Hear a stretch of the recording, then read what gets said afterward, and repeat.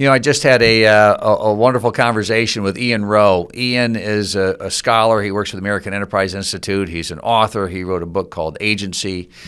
He's a brilliant person, but he's also an educator, and he's an entrepreneur, and he is taking the things that he writes about and learns about and studies, and he's applying them in New York City.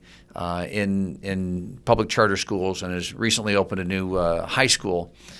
He's just a very innovative and thoughtful person, and has great insights that I think certainly help me, and I think can help all of us as we think about these issues of how do we help people move forward in their lives? How do we help them have greater economic mobility? How do we help them make decisions that lead to success? And his work with students at a variety of levels opens opportunity for them. And so his ability to communicate what he's doing, to communicate what he's learned, and to add it to his perspective and his understanding of society, and his willingness to be courageous and step out and do these, put those ideas into action is really, really powerful. I think you'll enjoy the conversation as much as I did. We believe and have always believed in this country that man was created in the image of God, that he was given talents and responsibilities and was instructed to use them to make this world a better place in which to live. And you see, this is the really great thing of America. It's time to discover what binds us together, and finding it has the power to transform our world. That's what I believe. How about you? Well, Ian, this is so fun to have a chance to connect with you like this. Thanks for taking some time to join me here on the podcast. I am so honored. Always a great time to speak about education, some of the big challenges that we're facing, but also the opportunities. And so it's always positive to look forward. That it is. And you've got some positive news happening right now. So you've just a week or so from the starting of the first day at the Vertex Partnership Academies. Tell us about that. You sent me some pictures. I had a chance to look at it, and I'll dive a little deeper in it. But tell us a little bit about the first day and the first week and what you're doing with these academies. Yeah, well, I've had the fortune, and first of all, thank you for having me on as always. But I've had the fortune for the last nearly 15 years of actually running schools, running public charter schools in New York City, in some of the toughest areas of New York City, particularly in the Bronx. And I run schools because for a long time I was involved in kids' education in one way or the other, but there's nothing like actually putting ideas into practice.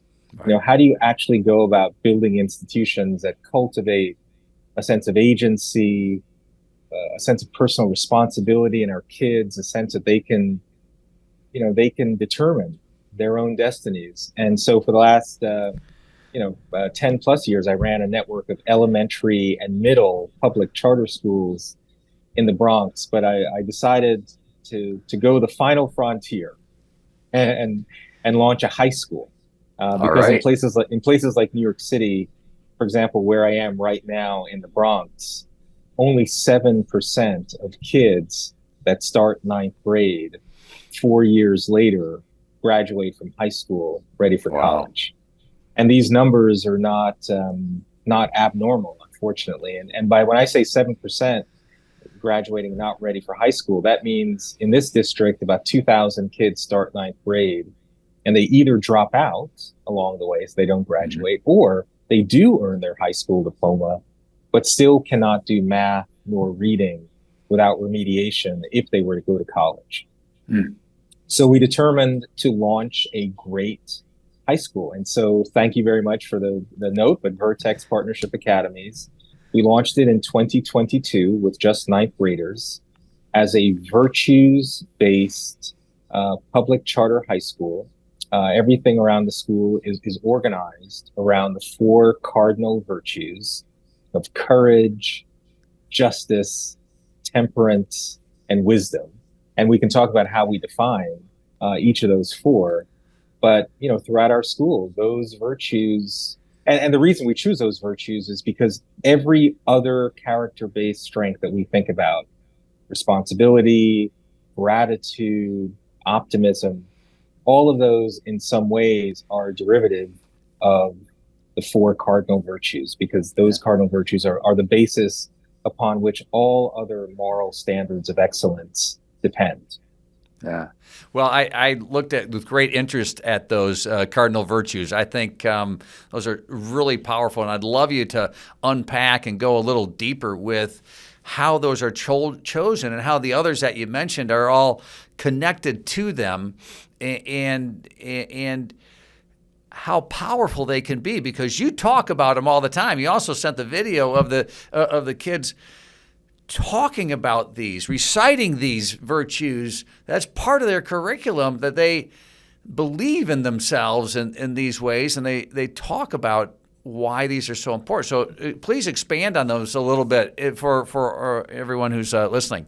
Yeah, well, it's interesting. Running schools, you'll often hear people say, oh, schools shouldn't be in the business of moral formation or character development, or that's not, schools should just stick to the 3 R's, reading, writing, arithmetic. And what I've come to believe in running schools, you're in the moral formation business, whether you like it or not. Yeah. Anytime that you're engaging kids for 300 days a year, you're modeling what it is that we want those kids to become as adults. Right. And so whether or not you think you're forming morals, you're not. You are. You have to. Whether or not you think you're passive, well, being passive, that means you're just doing a really bad job at shaping human beings. And especially in this day and age, when unfortunately kids are being raised in environments where they're not necessarily getting the kind of strong moral formation that they may have historically gotten through strong married families, or they may have gotten it through the church, or they may have gotten it through strong community-based institutions. More and more pressure is being placed on schools to deliver the kind of strong moral development that we think is very important. So this point of intentionality, being deliberate. So courage, justice, temperance, and wisdom are the cardinal virtues. And cardinal, the Latin root of the word cardinal is cardo, means hinge. Literally, it's the axis upon which all other virtues are based. And so we spent a lot of time thinking about what these four words mean. And as you just said, our students are now learning verbatim that courage means I reject victimhood and boldly persevere, even in times of uncertainty and struggle. They also learn that justice means I uphold our common humanity and honor the inherent dignity of each individual. Our students learn that temperance means I lead my life with self-discipline because I am responsible for my learning and behavior. And wisdom, our students learn I make sound judgments based on knowledge of objective, universal truth. So those are our four. Powerful. Yeah, those are, and our students are, when you come to visit us someday and you'll be able to ask our students, what does justice mean? I fully expect that they will share, that they'll talk about honoring the inherent dignity of each individual. Or if you ask them, what does courage mean? They'll say, I reject victimhood.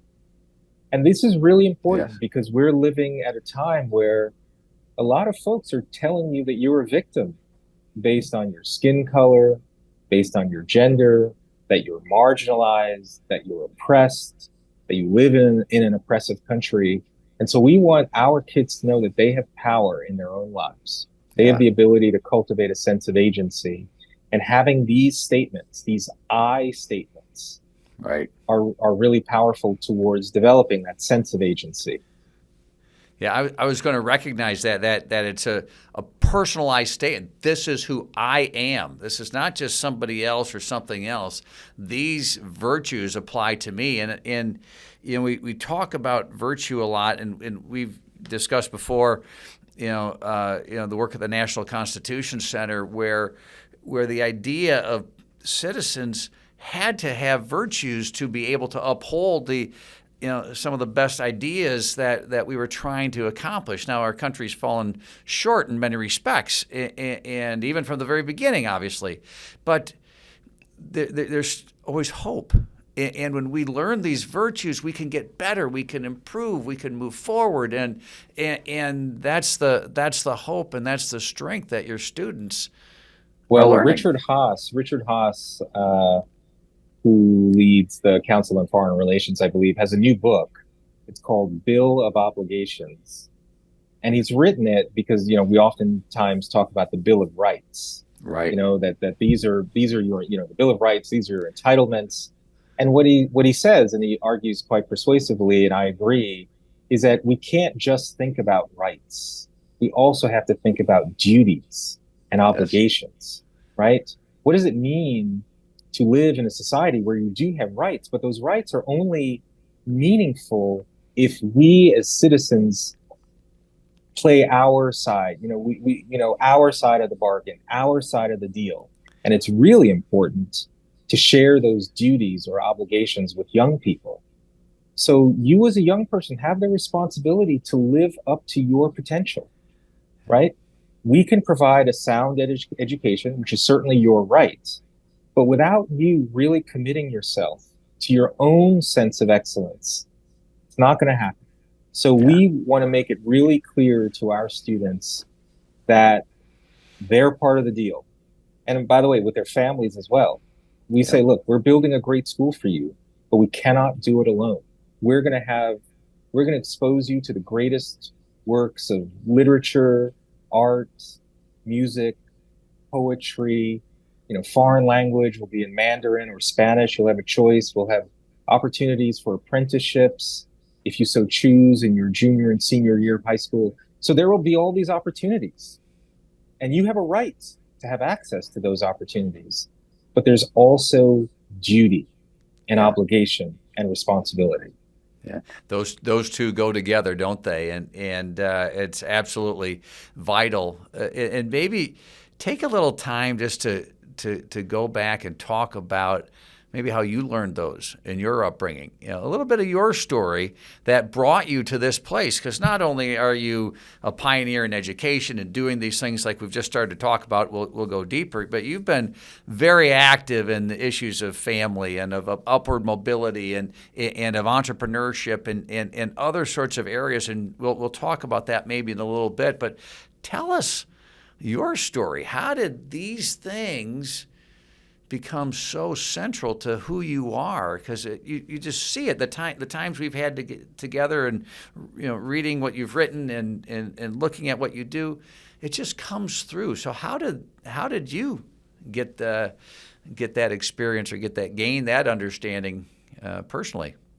Well, and first, thank you for asking, because it really is the core question. And like with most of us, our story begins with the story of our parents, both positive or negative, right? Because our parents leave an indelible mark on our lives, our attitudes, our behaviors, our sense of what's possible or not. In my case, my parents were both born in Jamaica, West Indies, to very, very, very modest means. And they grew up in Jamaica. They started dating when they were young. My dad used to pick up my mom on horseback for their date. Wow, that's fantastic. In the country in Jamaica. Yeah, they're really beautiful. And my dad was a pretty smart guy, and he felt that he had reached, in his own education, his the apex of what he could accomplish in Jamaica. And so at the time, Jamaica was still an English Commonwealth. Okay. So while he and my mom were dating, he decided that he wanted to further his education in England. So he went to England all by himself, went to London, Wow. started studying there. What time is this? What year is this? This was 1956, yeah, 55, 56. Yeah. Wow. And Okay. so he started his studies in England, and he missed his buds. He and my mom called each other, buds. And so he wrote to her parents in Jamaica. He wrote for her hand in marriage, because at that time in England, you had to get permission from a girl's parents in order to ask for marriage. Wow. And so my mom always talked about the consternation in the Sivrite household when they got this letter, because they had to talk to the pastor and the sisters and everyone. Oh my goodness! I'm just trying to imagine them actually seeing that, or your dad actually writing it. Yes, no, and unfortunately, the letter itself never survived, but they talked about it a lot.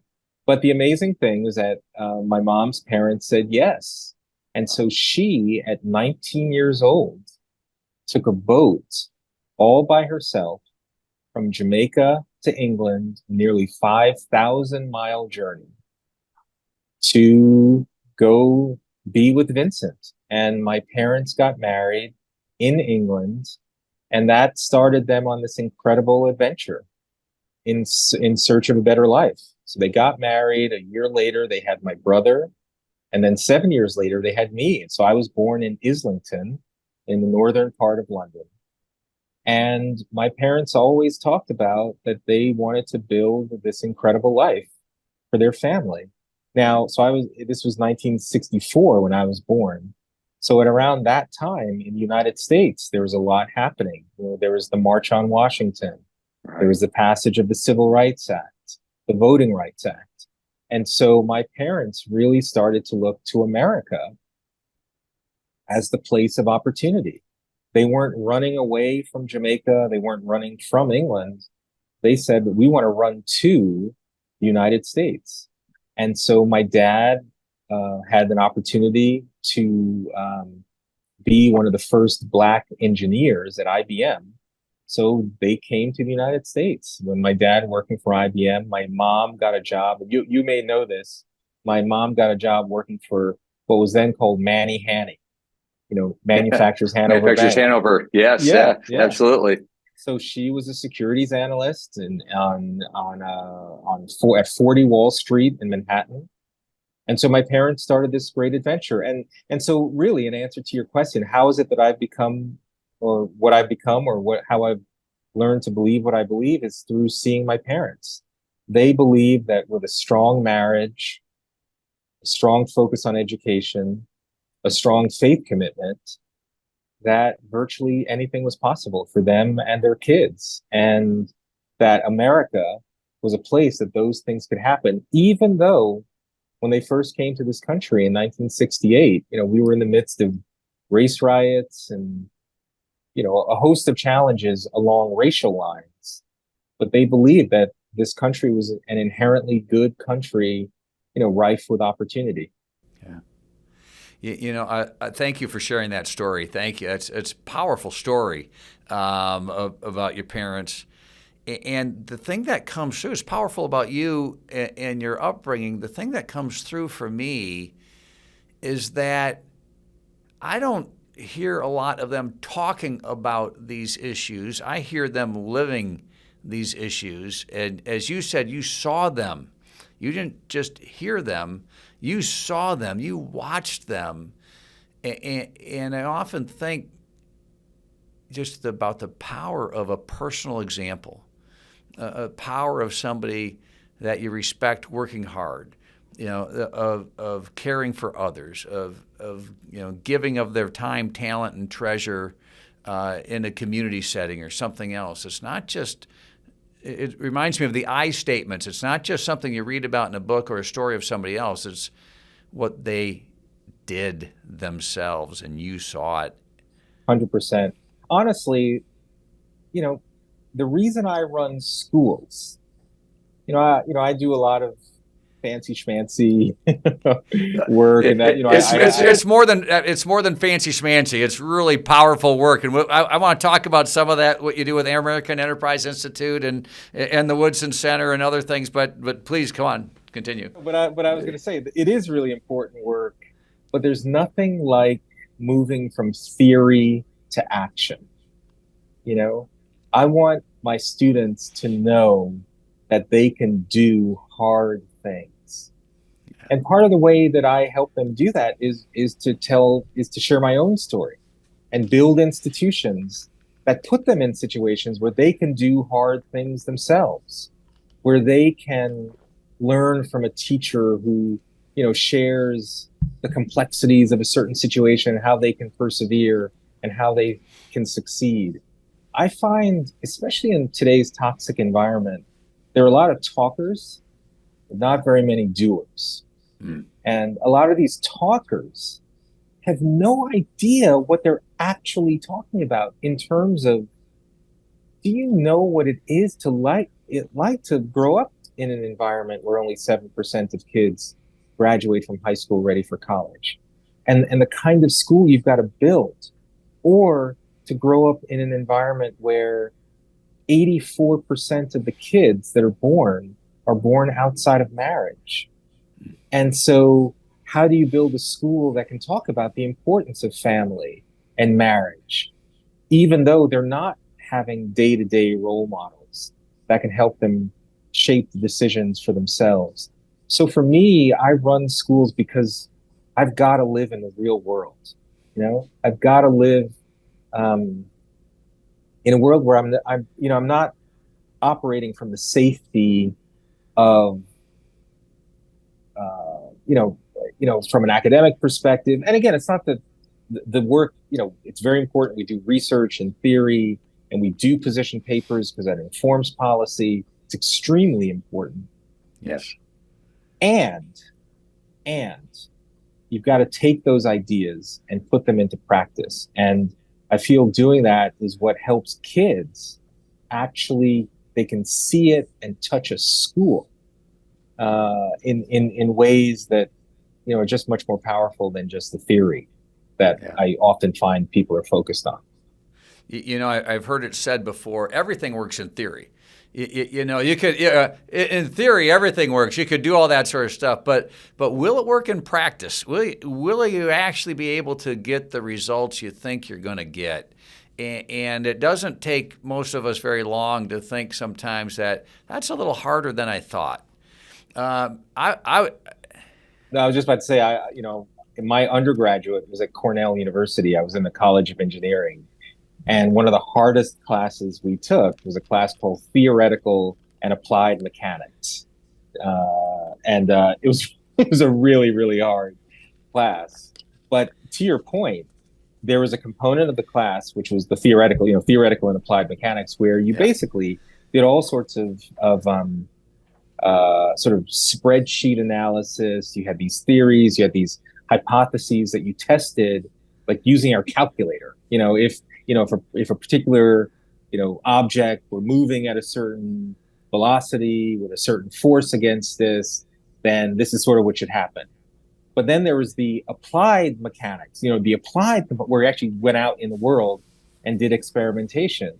And it was always a revelation, because, in that same experiment, where on paper or a spreadsheet didn't take into account, wind or other kind of resistance or something else, where it was a variable that you could never expect until you tried it in the real world. So yes, everything works in theory, a plan works until you meet the enemy. That's right. Yeah, that's right. Yes, it's it's in football season, right? As soon as you have that first hit, that first tackle, that first block, wow, now it's real. Now it gets real. So talk a little bit about that connection. I'm really curious about that, because I'm with you. I think the work of informing policy, and I think that the research that's done is really vital, and I find it fascinating. And I love how you are on both sides of that. You do that work, and we've talked a little bit about the applying those theories in the schools that you lead and have started. Talk a little bit about the books that you've written, and talk about the idea of your book, Agency, and talk about what we've discussed many times before, being free, about family and religion and education and entrepreneurship. And so take a little time to help us understand what the theory is so that we can be empowered as we align with that theory, as we believe that, to try to figure out how to apply it in our own lives, in our own way, in our own situations. Yeah, well, thank you for that question, because most of us have been in this work a long time, trying to, how do we fundamentally improve the lives of kids? Especially kids who are growing up in tough situations.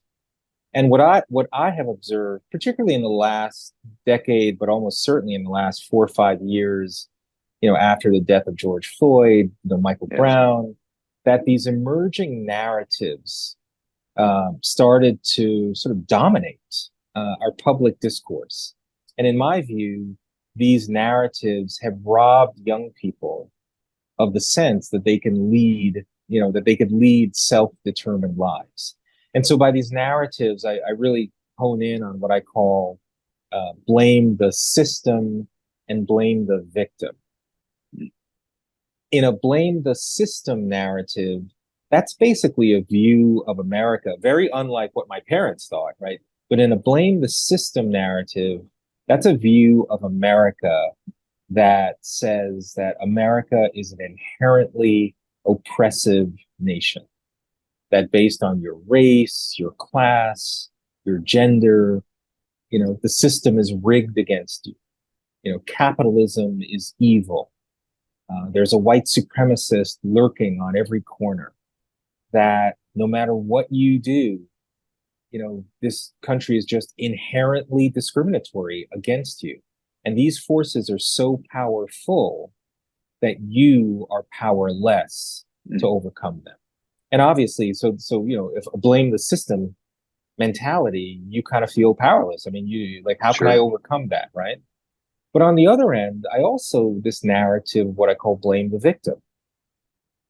In that narrative, that's a view of America where, America is the land of opportunity. The streets are paved with gold. And if you're not successful, it's not because America is the problem. You're the problem. You didn't take advantage of all these opportunities that were laid out in front of you. You didn't pull yourself up by your own bootstraps. You didn't, you're the architect of your own failure. And so, so blame the victim.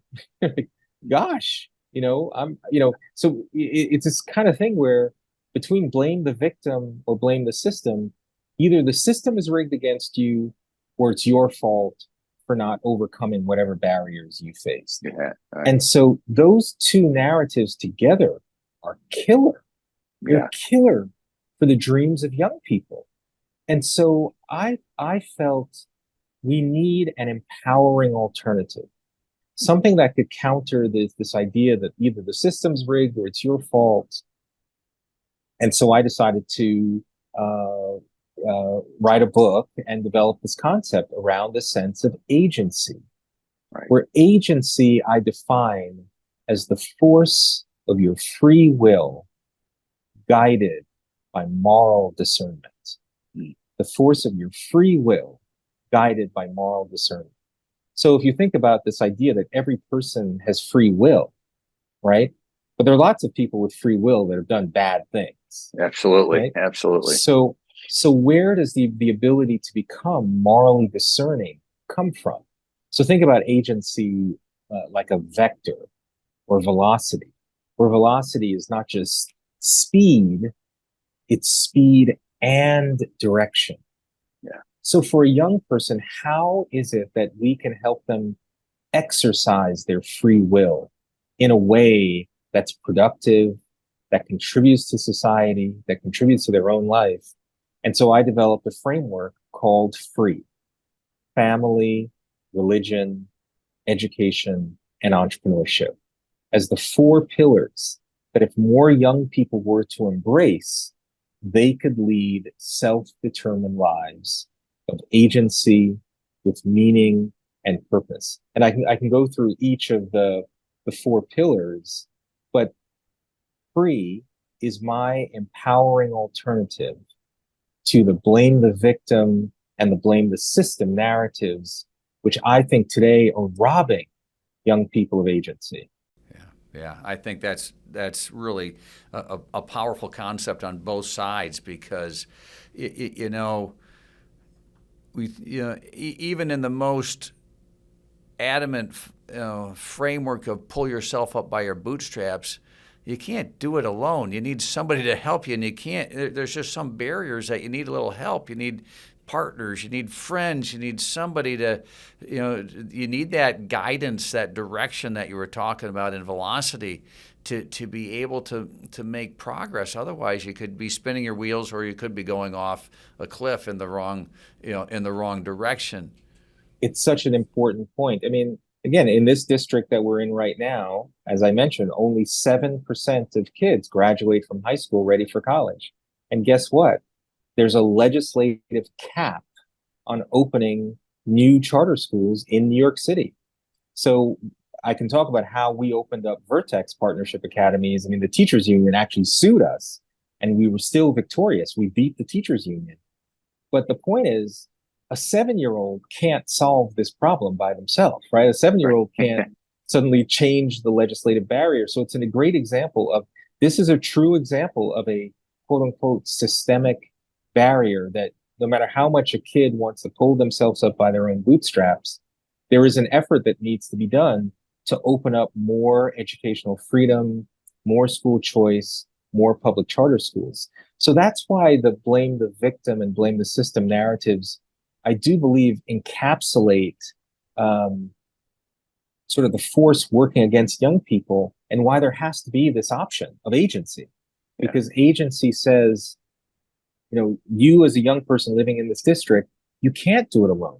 That's why there's an E in education for school choice and freedom. So someone like me can build a school and open it up. So now that you'll have that institutional support, that you can now take that first rung on the ladder of building your own life. Yeah, that's really powerful, and I do want to get into those pillars a little bit in a moment, but I want to hit on what you've talked about people taking action. When you believe in these things, you take action, you do something to take down a barrier, to create an opportunity. I was recently at a school that's just opened here. Some friends of ours are pioneers, with some reading methodologies that have shown great success. They've worked in some of the local schools. They're starting a school together called the Gerald Dawkins Academy, with a lot of people in the neighborhood. Again, a somewhat challenged neighborhood.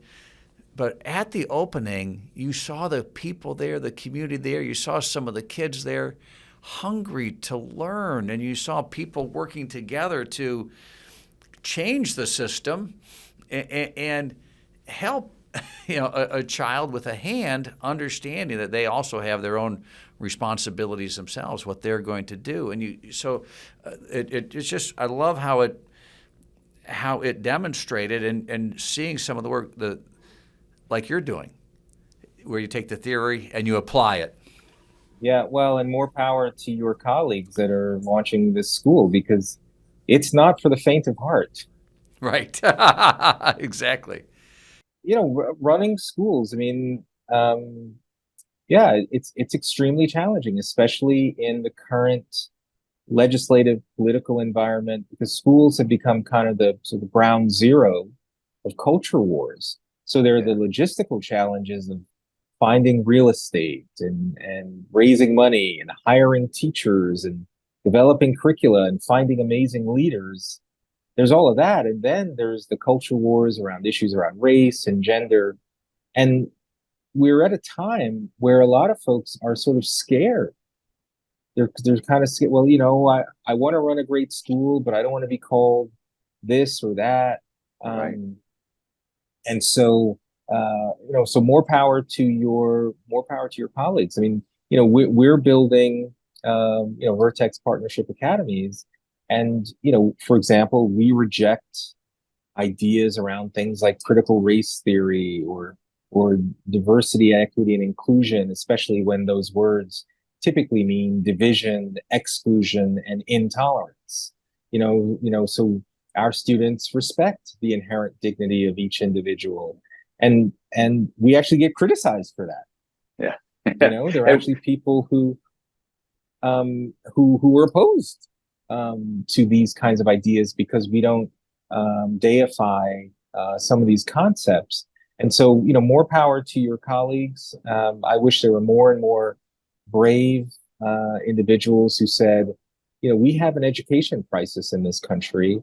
And part of the solution is we've got to stand up and build great schools that are focused on core values, core virtues. And it's part of our responsibility. There's the Bill of Rights and there's the Bill of Obligations. And I feel obligated. I feel a responsibility to do this for the rising generation. When I hear you say that, I go right back to those cardinal virtues, courage, justice, temperance, wisdom, and to see a community in your example and in this example try to exhibit those and demonstrate those. Let's take a little time with the concept around free to talk about, and you've talked about the impact of your family and upbringing. How would you encourage people to think about the role of family in society and the importance of family in society, and what are the things that people can do to enhance that element so that more people have an opportunity for an upbringing like you had, like I had? How should we think about families, and how should we think about the role of families as we try to build a better community? No, it's a great question. So my acronym FREE stands for Family, Religion, Education, and Entrepreneurship. So it's free. It's not EARF. It's not EERF, right? Because family comes first. Family comes first.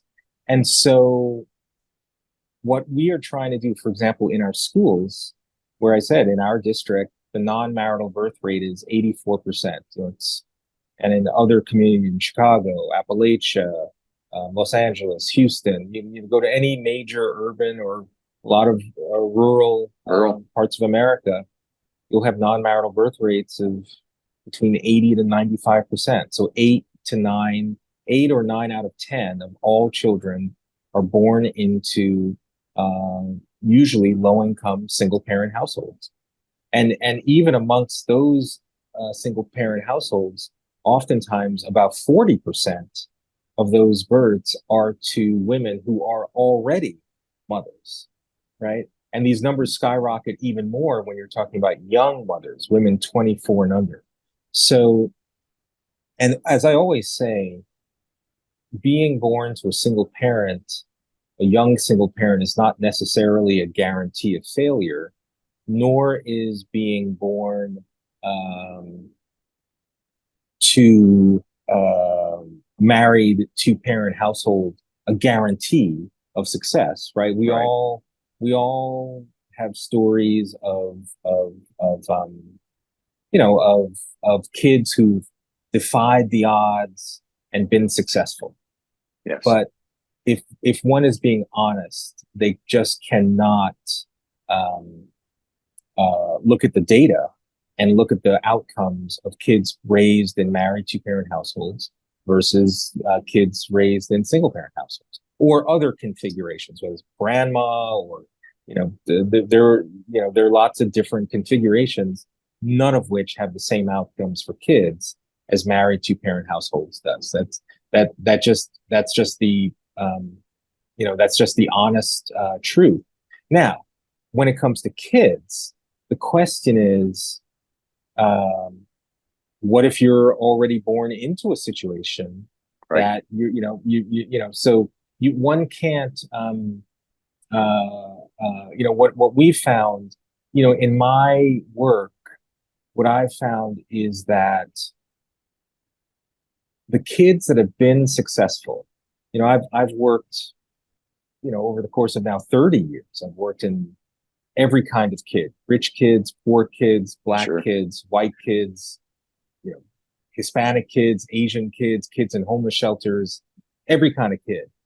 And what I've seen for those young people who were raised in pretty tough situations, as they now made decisions as they entered young adulthood, oftentimes they recreated, or they made the kinds of decisions that recreated the same disadvantages that they had growing up. Yeah. So they kind of perpetuated the cycle of disadvantage. But I've also seen kids in those same exact conditions that one would think, oh my God, they're doomed to failure. And yet they made different sets of decisions, the kinds of decisions that broke the cycle of disadvantage. And so the animating question of my life has been, what has made the difference? Yeah. What made the difference for those kids? And the things that made the difference were the four institutions of family, religion, education, and entrepreneurship. With the first, family, being that these young people recognized it wasn't about the family that they were from. It was about the family that they were on the pathway to form. So what that means is, if we can help young people think differently about the decisions that they're making going forward, then that can be a radical change in their life, their probability of life success. So that's why we in our schools at Vertex Partnership Academies, we teach something called the success sequence in our schools. So this success sequence may be data that your listeners are familiar with, but it's data which says if a young person finishes just their high school degree, then gets a full-time job of any kind, just so they learn the dignity and discipline of work. Absolutely. And then if they have children, if they get married first, 97% of millennials who follow that series of decisions in that order avoid poverty. And the vast majority enter the middle class or beyond. So we think that's really crucial information. So we teach the success sequence in our schools. And because family is the first major decision that young people likely face as they enter young adulthood, the timing of family formation and the kinds of decisions or experiences one should have before they form a family.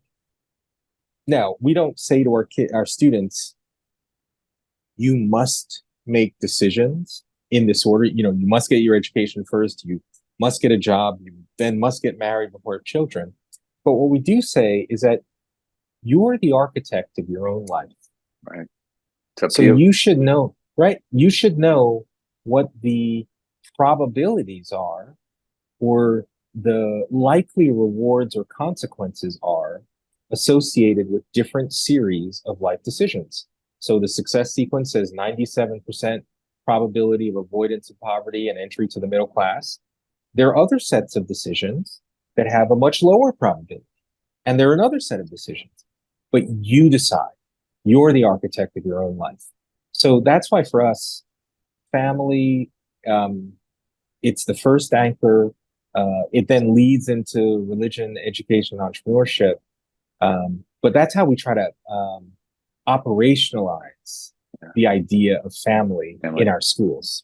Yeah, that's really important. That's critical. Thank you for sharing that and bringing that forward.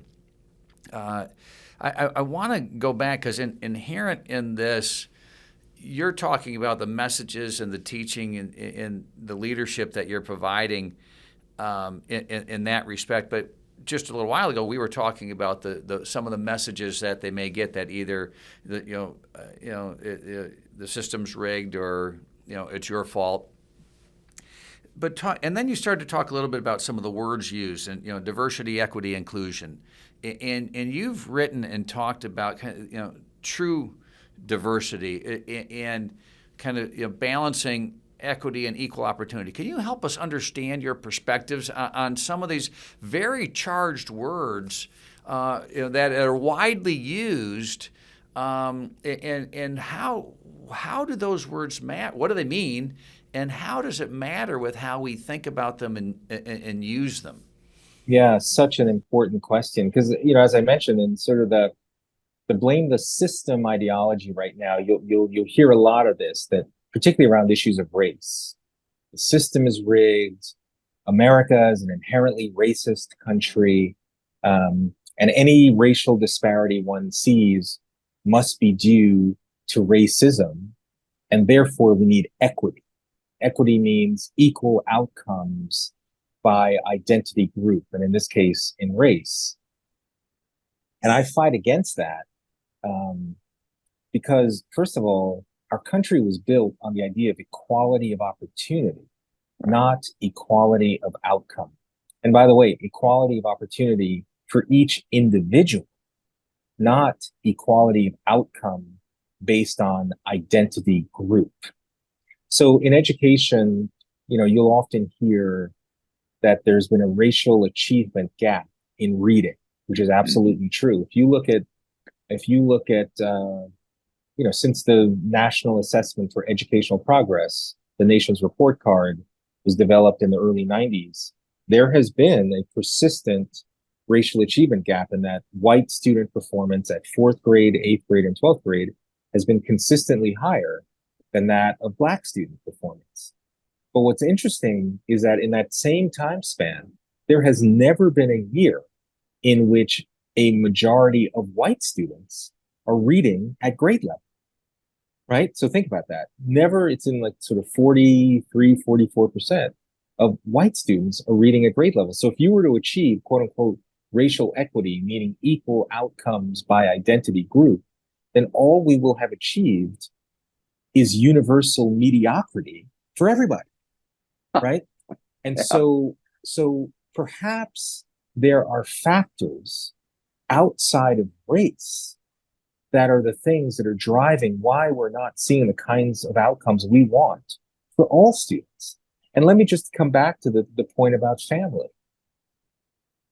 Based on data that Melissa Kearney, who has a great new book coming out called The Two-Parent Privilege, she cites data which says that in 2019, 77% of white children and 88% of Asian children lived with married parents.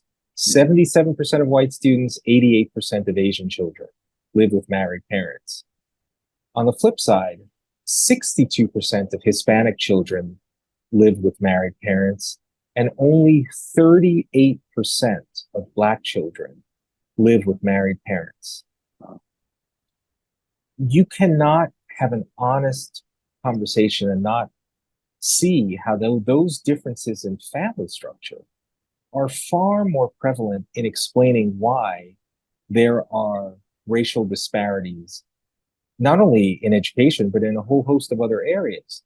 But if your lens of the world is that I'm looking at the lens through a racial equity perspective, and I must have equal outcomes by identity group, and you just assume that those disparities must be caused by racism, then you've completely ignored these dramatically far more important factors. So I spend a lot of time dispelling this idea that equality of outcomes by identity group should be what we're seeking. That is the wrong goal. We should be fighting for agency over equity, where agency is the pursuit of the highest potential of every individual. Whereas, and that's equality of opportunity, achieved through equality of opportunity, where equity is seeking to achieve equality of outcome by identity group. So, whites must equal Blacks, Jews must equal Catholics, men must equal women. Right. And first of all, it's fundamentally flawed.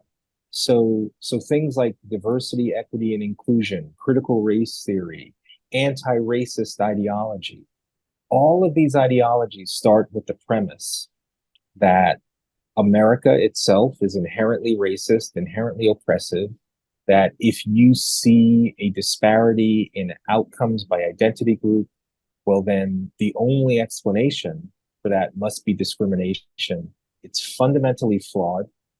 It's frankly, it's un-American. And it's not how we built this country.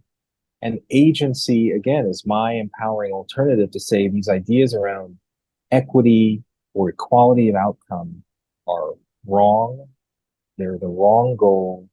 They lead us down a rabbit hole where you kind of have this sort of zero sum, you kind of have this zero sum ideology where the only way one group wins is if another group has to give up something, and that's just wrong. It's just not the American way.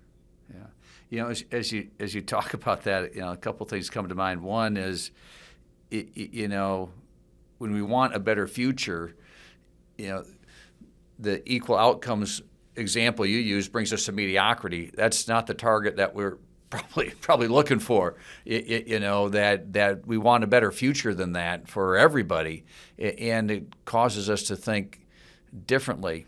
And the second thing kind of goes back to, you know, in the pressure that is being applied on some of these terms, you know, diversity, equity, inclusion, and you know, the identity group piece, and the pressure about somebody being canceled kind of comes back to courage again, doesn't it? For all of us to say, well, I might get canceled. I might have a lot of people who don't think I'm the cool person, but I'm willing to express what I believe, and I'm willing to articulate why I believe it, and I'm willing to kind of do some work to see if it actually gets the results that I thought it would in the first place. It's your example, Ian. I reject victimhood and boldly persevere even in times of struggle and uncertainty. Sure. And my book is called Agency, but in some ways the word that I want all of your listeners to probably take away is the word courage. Yeah. It is the first of the virtues, because in some ways without it, you can't exercise all of the others.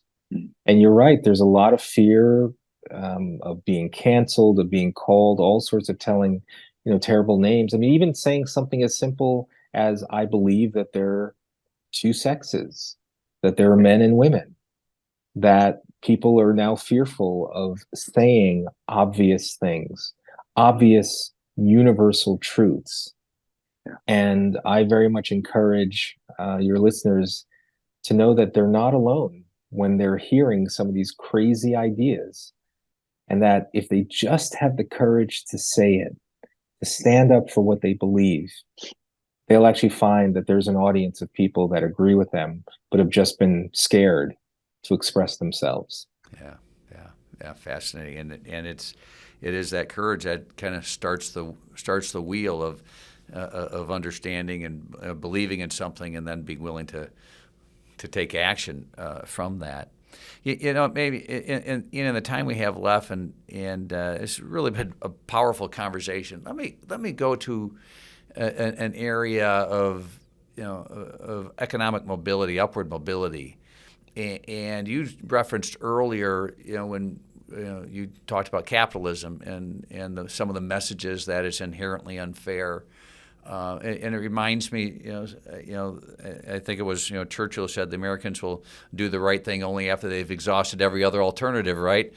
And I think about it, I've had a chance to experience, travel in a lot of parts of the world and seen a lot of different things, and said, well, it may not be perfect, but when you compare it against every other alternative, it's pretty impressive. But it hasn't been accessible and to a lot of people, in my opinion, and with the same level of opportunity that some have enjoyed. And so I've kind of tried to say, our work is to try to make it available and accessible so more and more people can move in that direction. Am I on the right track? Am I missing something? Help me understand your perspective on upward mobility and the kind of the mechanism, whether they call it capitalism or entrepreneurship or whatever the right term is. Help me think about, how does somebody participate or have access to an economic system that genuinely helps them get ahead? Yeah. Well, again, I think it actually is connected to what is your worldview? Do you see the world through the perspective of agency, or do you see it through the perspective or the prism of equity? And let me give you an example, particularly as it relates to economic mobility. Because in the United States today, there's a concept called the racial wealth gap, where it is a fact. If you look at the 2019 survey of consumer finances, the median wealth of the average white family is about $160,000 more than the median wealth of the average Black family. That is a fact. It's a data point. And there's some people that use that and say, well, that is the proof of the impossibility of economic mobility for the Black community. It's representative of historical discrimination. It's representative of contemporary discrimination. So therefore, if you have an equity lens, you say the answer must be reparations. The answer must be that the federal government or state governments now need to just start paying government money to Black people to make up for this historical and present day discrimination. That's if you have an equity lens.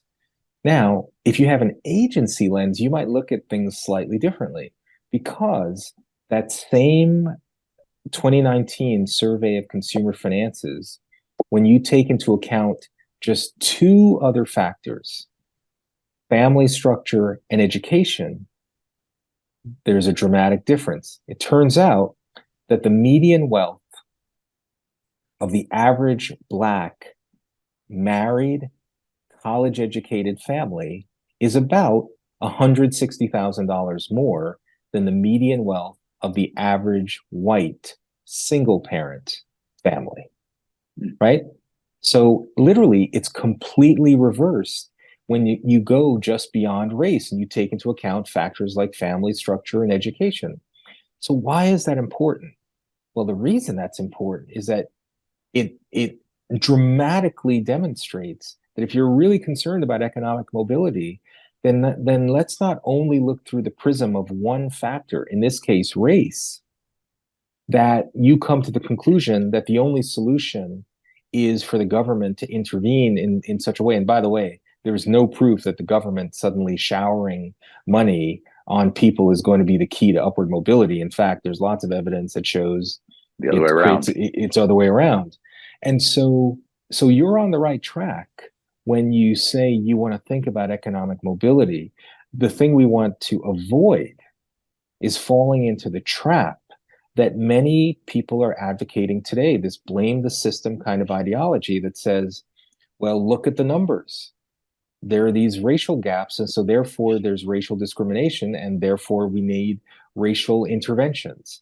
It's wrong, it doesn't work, and it ignores the actual levers of social mobility and economic mobility that should be available to everyone, which is again why I've put forth free as my concept of family, religion, education, and entrepreneurship.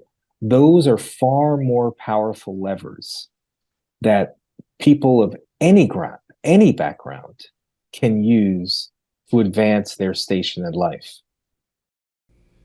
Yeah, that's powerful. It keeps coming back to some of those principles, doesn't it? Whether it's the cardinal virtues or these other principles that you talk about with free, that these ideas, when held strongly, when you have the courage to hold them and then try to actually live them out and put them to the test, demonstrate excellent results.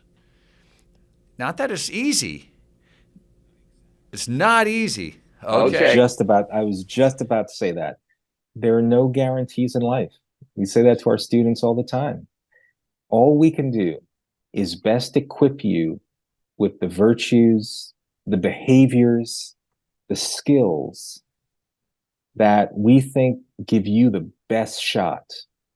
And that shot gives you the opportunity to lead the life that you want, the life of your choosing. But it's not a guarantee. There's the Bill of Rights, and then there's the Bill of Obligations. There's the Bill of Duties. And we're going to equip you in such a way that you have an understanding of the virtues, the habits, and behaviors that are within your control, that are within your control.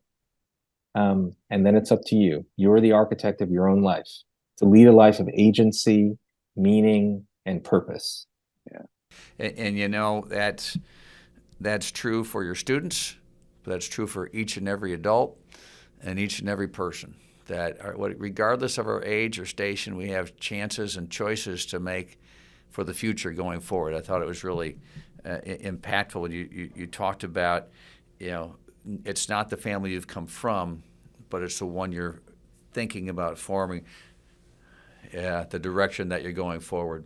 Ian, as we wrap things up here, I just maybe can ask you if you have a story or something that you've had great stories so far of other things that kind of pull it together, this idea of living out your beliefs. And maybe it's just the story of Vertex and how you've, in the other educational initiatives you've moved forward. But is there something, if you want to, as we close, just to share a special thought or a special story that kind of helps bring this together for us? Well, yeah. There's a story of, as we were conceiving Vertex Partnership Academies, it was trying to think about this new high school.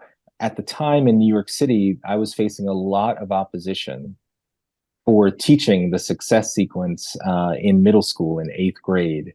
And I remember I was visiting a high school in New Orleans, and it was a top performing high school, and I was entered a class of 9th graders.